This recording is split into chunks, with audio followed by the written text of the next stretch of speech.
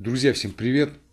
Этот выпуск будет посвящен геополитике и советую всем внимательно его посмотреть, поскольку то, о чем я буду сейчас говорить, может серьезно сказаться на том, как будут развиваться события в нашей стране в ближайшее время. Для начала зачитаю такую новость, которая появилась в телеграм-каналах буквально вчера. Интересный и вместе с тем настораживающий тренд у наших соседей.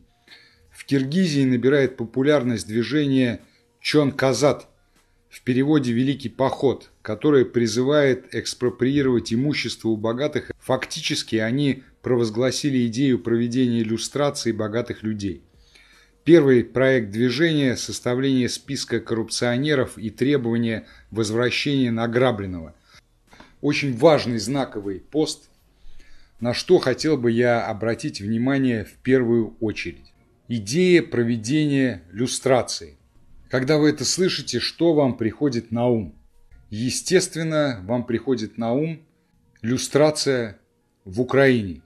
В двух республиках бывшего СССР встал вопрос о люстрации.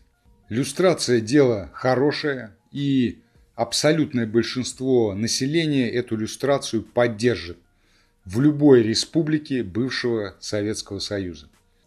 То, что сейчас происходит в Киргизии, и понятно, что эту модель будут тиражировать в других государствах бывшего СССР. Еще один пример – это Армения, где совсем недавно произошла смена власти. Там случилась так называемая бархатная революция. Сейчас, если вы не в курсе, в Армении очень серьезные, колоссальные изменения в общественной жизни. Там списали кредиты населению и создаются условия для нормального функционирования бизнеса. С налогами там наводят порядок. Там это произошло благодаря стихийно возникшему протесту в народе.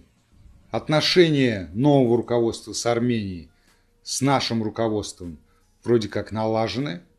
И можно сказать, что Армения подала положительный пример.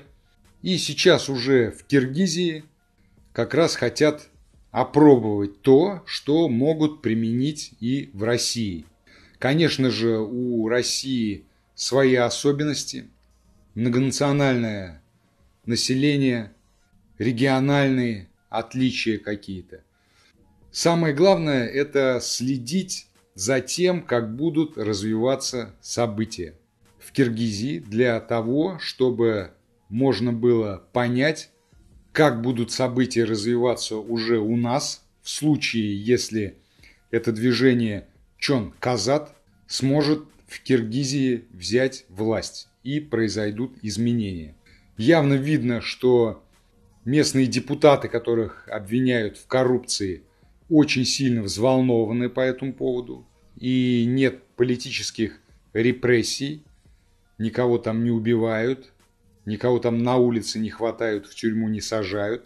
Сами представители движения, я посмотрел несколько их роликов, они позиционируют себя как волонтеры, как люди, которые хотят навести порядок у себя демократическим путем, без революций, без восстаний, без каких-то протестов. Сделать это легитимно, путем применения имеющихся законов, которые действуют сейчас в Киргизии. Может такое быть, что люстрация в Российской Федерации тоже не за горами. Поэтому я рекомендую вам не терять из вида и периодически поглядывать за новостями из Киргизии и делать, соответственно, свои выводы. Надеюсь, я прибавил немножко оптимизма к вашему настроению, потому что других хороших новостей у меня для вас нет. На этом пока все. Спасибо за просмотр. Всем пока.